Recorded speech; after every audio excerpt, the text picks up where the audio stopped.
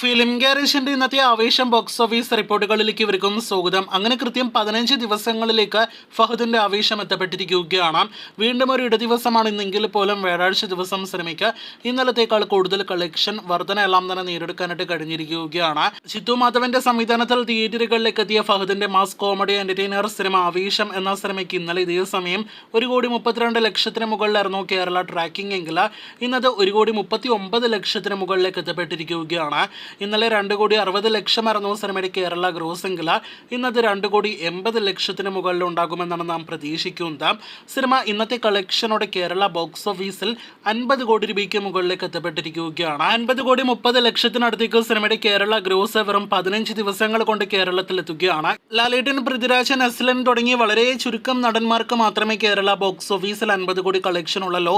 ഇപ്പോഴത്തെ ആ നേട്ടത്തിലേക്കാണ് ഫഹദ് എത്തപ്പെട്ടിരിക്കുന്നത്. ഒരു വമ്പൻ നേട്ടം തന്നെയാണ് കേരള ബോക്സ് ഓഫീസിൽ 50 കോടി എന്ന് നിസ്സംശയം പറയാം. അതേസമയം ചിത്രത്തിന്റെ വേൾഡ് വൈഡ് കളക്ഷൻ കഴിഞ്ഞ ദിവസമായിരുന്നല്ലോ 100 കോടി രൂപയ്ക്ക് മുകളിലേക്ക് എത്തപ്പെട്ടത്.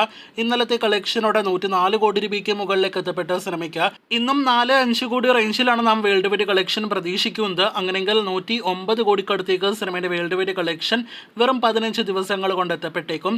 ഇനി വമ്പൻ കളക്ഷൻ സിനിമ നേടിയെടുക്കുമെന്ന കാര്യത്തിൽ സംശയമില്ല. ഈ വീക്കെൻഡിൽ കൂടുതൽ കളക്ഷൻ നേടിയെടുക്കട്ടെ എന്ന് ആശംസിക്കാം. കാത്തിരിക്കൂ ആവേശത്തിന്റെ കൂടുതൽ ഇതുപോലുള്ള ബോക്സ് ഓഫീസ് റിപ്പോർട്ടുകൾ കേട്ട്.